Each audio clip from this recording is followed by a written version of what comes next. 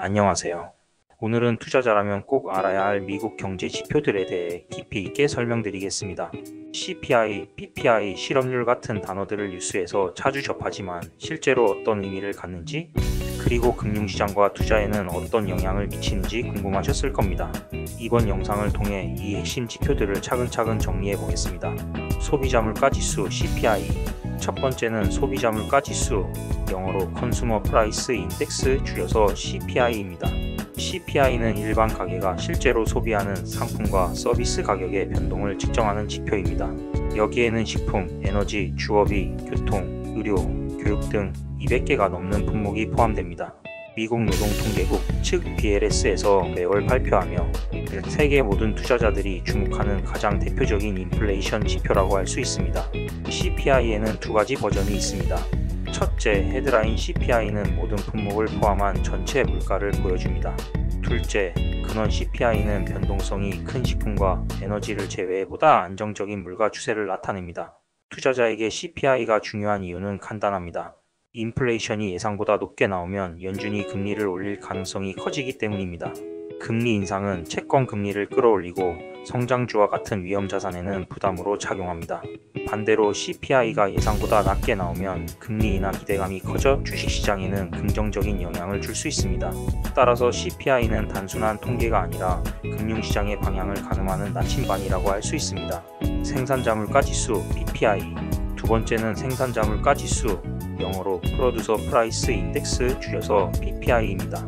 PPI는 생산자가 도매 단계에서 받는 상품과 서비스 가격의 변동을 보여줍니다. 마찬가지로 미국 노동통계국에서 발표하며 CPI보다 한 발 앞서 움직이는 선행 지표라는 특징이 있습니다. 예를 들어 국제유가나 곡물 가격이 급등하면 먼저 PPI가 오릅니다. 이후 시간이 지나 기업이 이 비용을 소비자에게 전가하면 CPI가 뒤따라 상승하게 됩니다.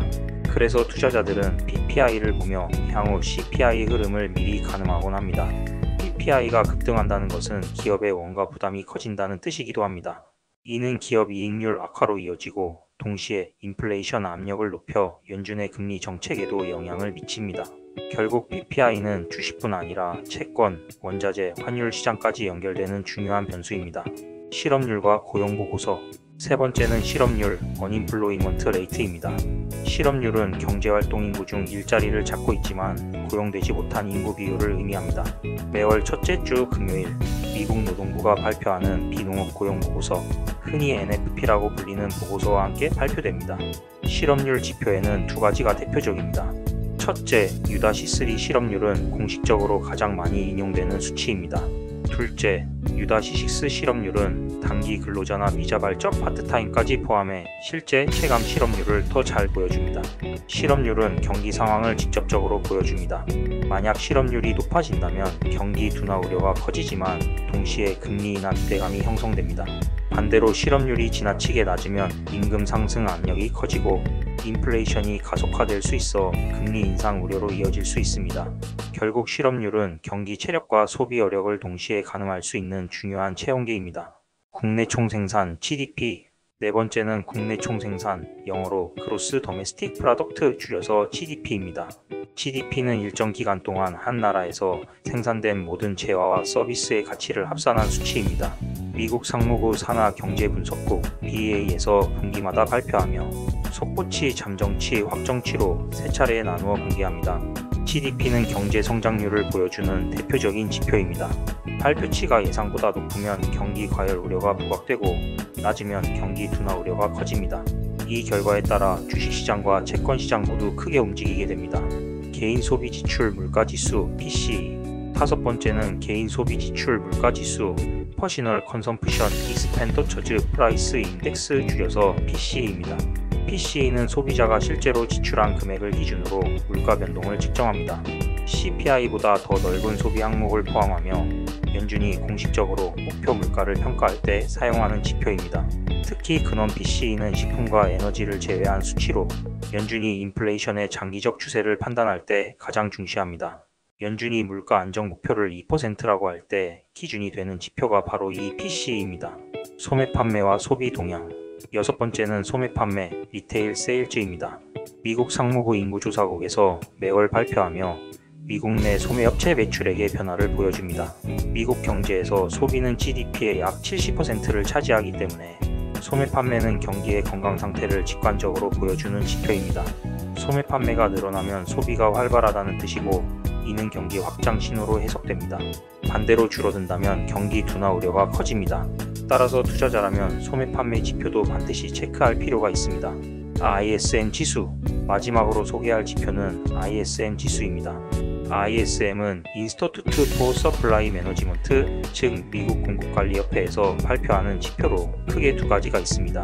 첫째, ISM 제조업 지수는 제조업 경기를 보여줍니다. 둘째, ISM 비제조업 지수는 서비스업 경기를 보여줍니다. 두 지표 모두 50을 기준으로 해석합니다. 50 이상이면 경기 확장, 50 이하면 경기 위축을 의미합니다.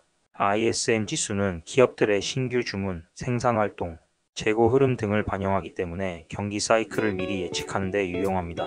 이제까지 CPI, PPI, 실업률, GDP, PCE, 소매 판매, ISM 지수까지 대표적인 미국 경제 지표들을 살펴봤습니다. 정리하자면 CPI, PPI, PCE는 물가 흐름을 보여주고, 실업률과 고용보고서는 노동시장의 건강 상태를, GDP와 소매 판매는 경기 규모와 소비 동향을, ISM 지수는 기업 활동과 경기 사이클을 가늠할 수 있게 합니다. 투자자는 이 지표들을 따로따로 보는 것이 아니라 종합적으로 해석해야 합니다. 예를 들어 CPI가 높게 나오더라도 실업률이 동시에 상승한다면 연준은 다른 선택을 할 수 있습니다. 결국 경제 지표는 서로 얽히며 시장에 영향을 주기 때문에 전체 흐름을 이해하는 것이 중요합니다. 오늘 영상에서는 미국 경제 지표의 기본과 투자와의 연결고리를 살펴봤습니다. 앞으로도 매월 발표되는 지표들을 꼼꼼히 확인하면서 시장 흐름을 읽는 연습을 해보시기 바랍니다. 영상이 도움이 되셨다면 구독과 좋아요 부탁드립니다. 앞으로도 투자에 도움이 되는 정보를 차근차근 전해드리겠습니다. 감사합니다.